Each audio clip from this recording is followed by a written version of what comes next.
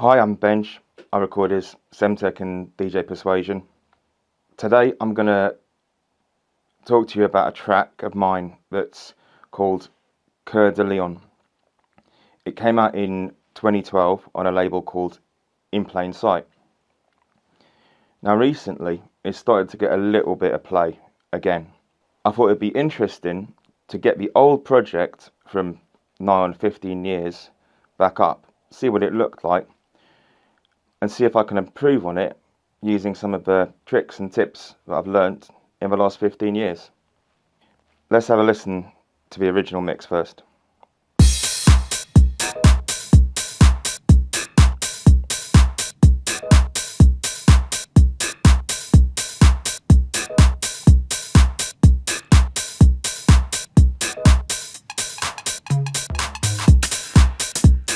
And now the new mix.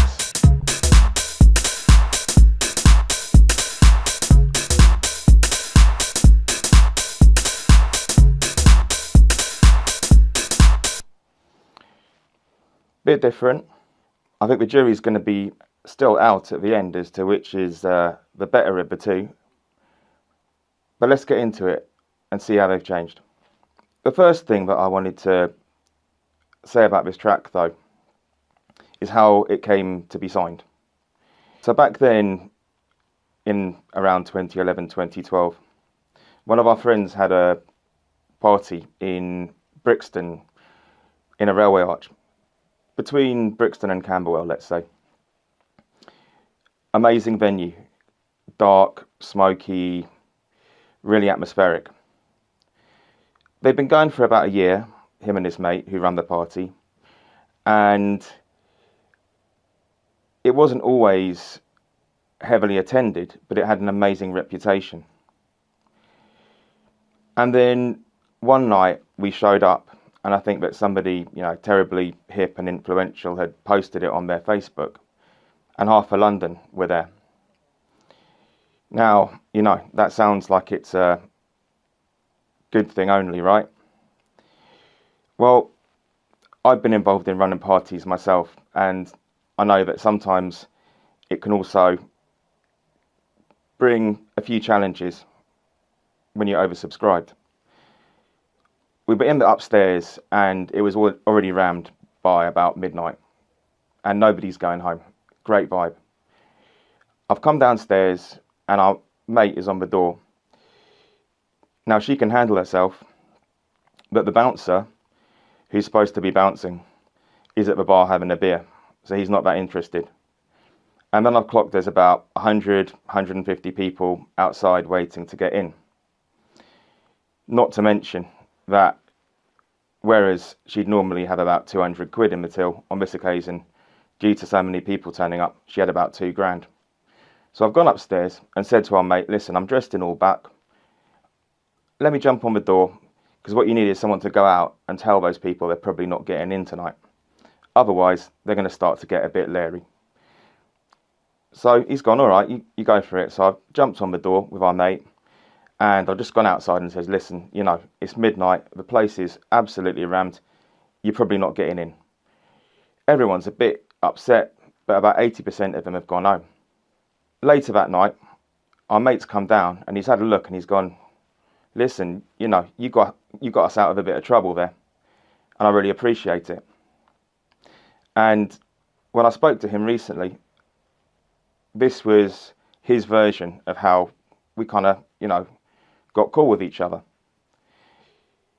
The next time we'd gone to the night, I'd sent him this track and he'd cut it to dub plate, which is quite unusual for a house or techno track. I didn't even know he'd cut it. I was stood on the stage with him and he ran it, sounded amazing on that big rig, and he's turned around to me and gone, yep, we'll put this out. So, alongside making the music, getting involved is a part of it. The two things come hand in hand, and you're part of a community. So the more that you put in, the more we all benefit. So let's talk about sound choice. Firstly, which drum machine are you? Well, when it comes to writing classic house and techno, I'm an 909. if the choice is between 808 and 909. But as here, I'm going to nick the cabassa off the 808 because I still love that. The reason I prefer the 909 is that I grew up playing double bass and bass guitar, so I like writing bass lines. And that 808 kick doesn't leave much space for a bass line down there. Alongside that, what a luxury it is to be able to pull kits in from other drum machines that you've never been able to afford. I'm especially a fan of the DMX, but just for cabassa. So I've got the DMX cabassa layered underneath the 808 cabassa and the open high. And I love the way that a cabassa or two will meld with the hats and create some texture in your high end. I've also got a Farfisa organ style hi-hat, which is, I guess, a CR78, something like that. These days I'm not sure if I would use one of those because they're so shrill in the high end. But I think it gives the track some character, so I've left it in. That's my drums pretty much. When it comes to your sub, I've used a very plain sub here, possibly just a sine tone. I can't really remember. Now, the problem with that is that you're going to feel it on your monitors, and you might even feel it in your headphones, but you're not necessarily going to hear it. So these days, I like to pre-prepare and pre-sample patches that might begin as, let's say, an Akai test tone. And what I've done is I've run them through some hardware, one note at a time, and saturated them a little bit and given them some texture. Now I'll let you into a little secret about the Akai test tone. The reason I think people really liked it back in the day is because it's got a little bit of a click at the beginning. And the part of any sound that your ear is most attuned to is the attack. So that helps it to stand out. Luckily, my friend Borai, who's based in Bristol, big up Boris, passed some of those sounds through his hardware samplers for me, one note at a time. How generous is that? And sent them back. So now I've got some slightly richer subs to work with. That's probably what I'd use these days. So I've left the plain sine bass on the track, but a bit later on I'll explain how I process it differently in order to give it some overtones and harmonics, help it to cut through.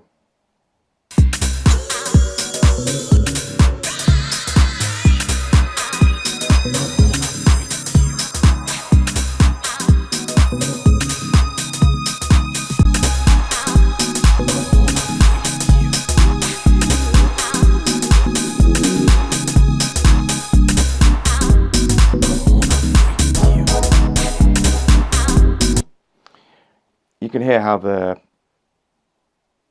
new process that I've applied to the bass brings it out a little more. When it comes to synths and organs and strings, well, firstly, if you're writing a classic track, these days, as back then, choosing a sound quickly, and it might be a classic patch, and just getting on with it so you can get to the writing, I find is really helpful. Like I described before with the bass, I like to have pure sound making sessions where I make myself a different synth sound. Could be that, you know, I sample myself playing a chord on a synth that I like, and then I key it up on the sampler. Might be I bake in some reverb and delay. Just kind of go mad with whatever's there, software or hardware, but create sounds that you can use further down the line. The reason being that then when you come to make a tune, you're just writing and you're not too caught up with the sound design. So one thing that hasn't changed, and I've tried to bring them out a little bit more in the new version, is what I call the head sounds. So years and years and years ago, when I lived in Whitechapel, I went to an open demo session that an act called Future Shock were running in Chadwell Heath at Digital Village down there. And I played them a track, and they said, well, it's all right, but where are the head sounds? So I've gone, what are head sounds? I've gone, well, you know, like just the little sort of tweaks and blips and blurps. And I'm like, Well, I'm dubbing out the drums here and there, and what they've said to me is you need to add elements that are dedicated to doing the head sounds, and then dub those out as well, which I think is good advice. One of the reasons I like that term as well, head sounds, is it makes me think of head shops, which are the cafes in Amsterdam. And if you think of the kind of music that they play in those places, whatever genre and whatever style it is, because you get all manner of styles, they've always got these little sounds that stick in your head, and they're kind of hypnotic, but you might not know what they are or where they've come from. It's something you hear a lot in trip hop, and I think it's good to bring those to the dance floor as well. So here's the old version, 2012. And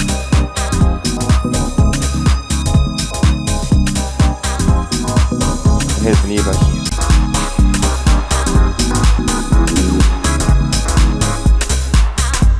You're probably starting to notice the differences a bit now, that the synths and the head sounds are all hitting together. So let's talk a bit about the programming. I've already spoken a little bit on layering drums in your high end in order to kind of create like a nice textured top. One of the difficulties you'll find if you only have one element, like a singular hi-hat going, and there's not much around it, is when you get to mastering, in order for that to compete with the high end of other tracks, the engineer's going to have to bring it right to the front, and that might ruin your vibe. So I'm always in favour of layering hats, cabasses, and all the rest of it. It's not just that though. If you've ever seen a drummer play live or watched a video of a drummer playing, you'll notice that they hit all the different skins and all the different rides and cymbals at some point. Very, very unusual that someone just sits there hitting a kick and a hi-hat and a snare like that. And I think that if you want to bring a human touch to your track, pressuring yourself a little bit to try and use all the different hits in your kit, like in my 909 here, even if it's only on the fills, is a really good idea. So here I've used the rims and the snares on my fills, but I've got the clap going the rest of the time, and I've got the crash on the one, which I think, for house is a really good idea. If you're making more experimental music, you might say, well, why would I, want a crash and a ride in there? But you can still use the same principle and just have the ghost of a crash or a ride, a sound that's doing a similar thing in a similar part of the frequency spectrum, but maybe doesn't sound identical. When it comes to your harmonies and your melodies and your licks and your bass lines, for all that matter, I think a lot of it is not only about what chords you're on, but also how you get between them. And one of the key things, even if you're writing an acid line, is to make it feel kind of natural when you reach the end of it, but it's going back to the beginning. So think of acid tracks, for example. That little note at the end, that brings it right back to the beginning. I think that's a really good principle, whether you're writing bass lines or riffs or harmonies or whatever. For example,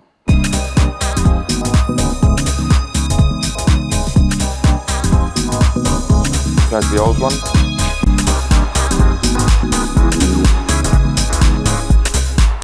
If you listen to that second lead, that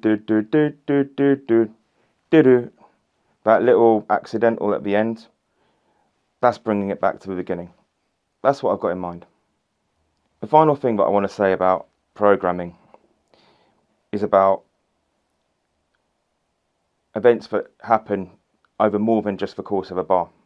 So something that I often say to people who are writing their first project is, don't get trapped by writing all your loops on a 4-bar cycle, and don't let that become your project before you've arranged it.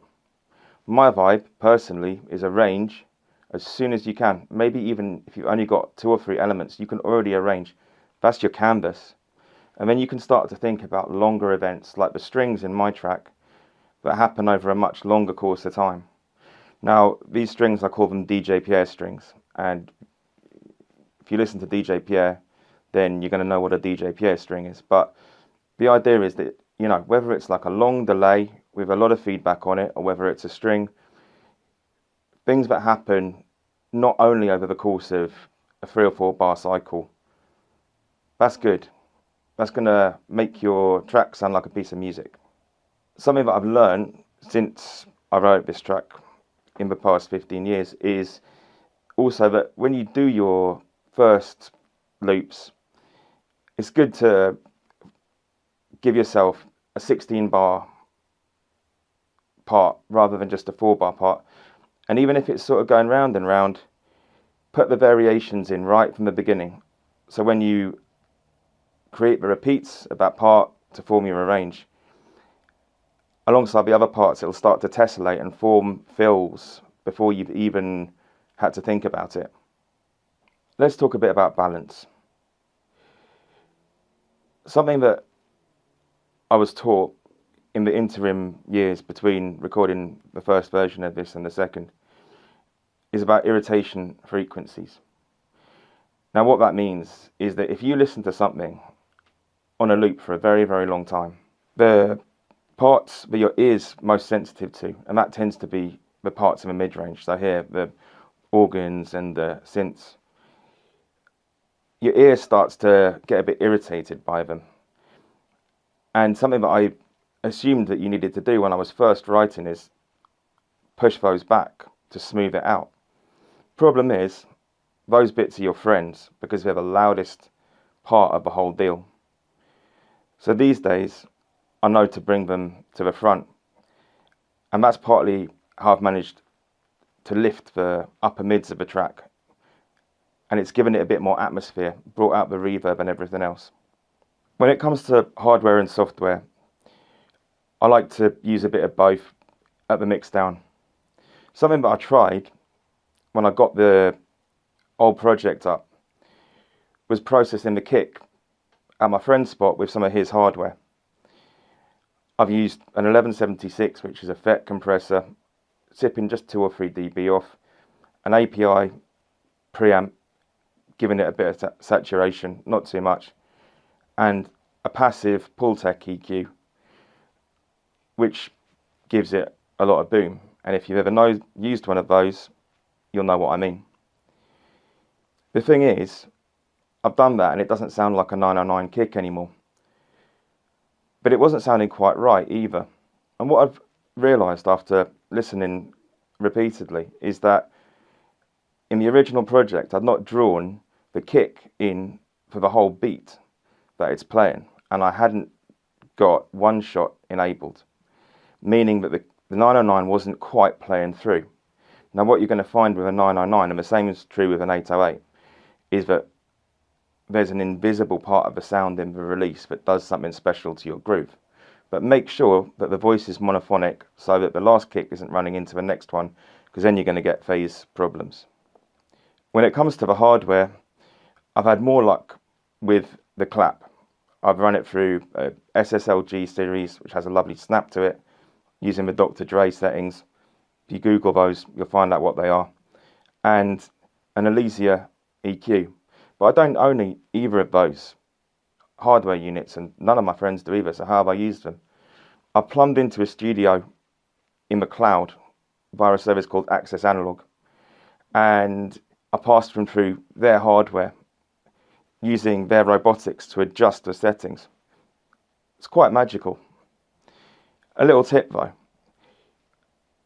before you engage the Access Analog, which of course costs money, find a couple of emulations of the stuff that they have, build your setting in the software, and then recreate those settings in the hardware and see which one sounds better. I tend to find that the hardware gives you a little bit more perceived level for less headroom. When it comes to the bass, well, it was a pretty plain sine tone, and whereas you might feel that, even on a big system, there's a good chance it's not going to cut through.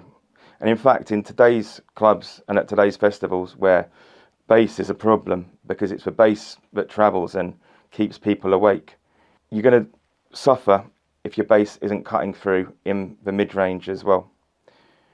Now I've started with a TubeTech compressor, and that's given it a little bit of saturation already.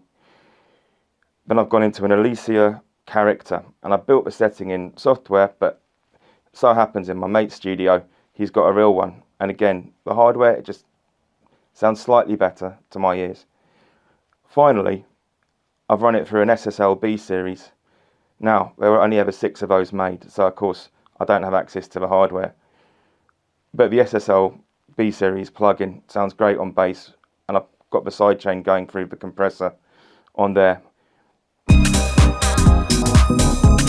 this is 2012.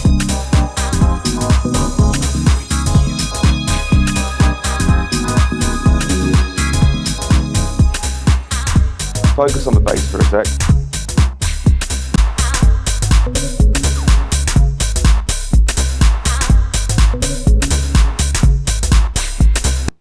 So both the kick and the bass have come forward, but it's not that they're more booming. It's that the way that I've processed the bass has brought it forward in the mids, and that's making you think that it's a lot louder. In reality, it's hitting about the same peak as it was before. So here's the thing. Aside from all this tech chat, what about the vibe? And how do you check that? So many years ago, I was working with an artist called Couer, who was doing a remix for my label. And Joe was one of the best to ever do it in that style. He'd sent me this remix and he was saying, what do you reckon? And I was listening to it thinking, I respect his style so much and I respect his technique so much that I don't want to give any very specific feedback, because I don't want him to feel like I'm patronising him. But what I said is this: I think what you need to do is, because he was a big skater, I think you need to put, and we both love this skate video, you need to put Hocus Pocus, which is a classic skate video, on, turn the sound off, see if your track works with the video. So let's have a look.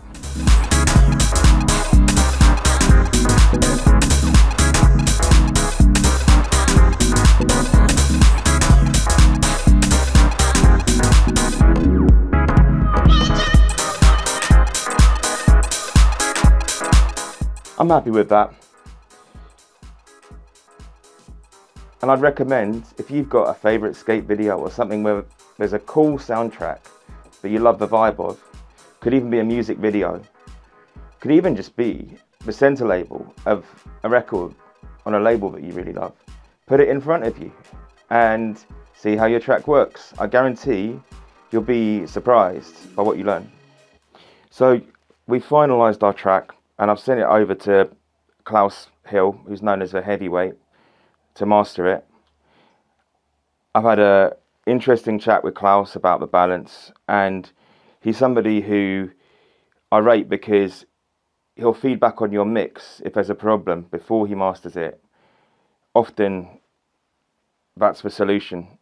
And then I played it to one of my friends who's off to Berlin to play somewhere terribly fashionable that I probably wouldn't even get into. And here's the thing, my friend's a vinyl only DJ, but he wants to play the tune. So what I've done is I've got in touch with Dub Studio in Bristol, which is a dub plate cutting house that my friend Henry has run for 20 years. Henry was the first guy in the country to do vinyl dub plates rather than acetates. Now the difference to me, well, I prefer vinyl dub plates because they wear out less quickly. They sound a little bit like what's known as a DMM vinyl cut. And funnily enough, a lot of the Strictly Rhythm records, and this tune is, of course, in a Strictly Rhythm style, were cut using DMM. If you want to know what that is, Google it. But Henry's very kindly cut me a vinyl dub plate that I've sent to my friend. And I've done a little deal with him. If the shutters come open when he plays it, he has to pay for the cut. Whether it's Access Analog in the States though, or Dub Studio in Bristol, whether it's for people who make this incredible hardware or this incredible software, it's a cast of thousands really. And it's a communal effort. It's a community thing. And for me, it's about human technology. It's the way that you kind of patch yourself, if you like. Something comes to mind in that regard. Around the time that I was making Couer De Lyon, I used to go down to a studio in Shoreditch with one of my friends who was on my label. And it was run by somebody who was an absolute legend and originator. I've been down a few times, and then on one occasion, there he was, sat there with a fag and a cup of coffee, reading the paper. Of course, I froze. And then I noticed that he was doing the crossword. And I've said to him, "Oh, you're doing the crossword?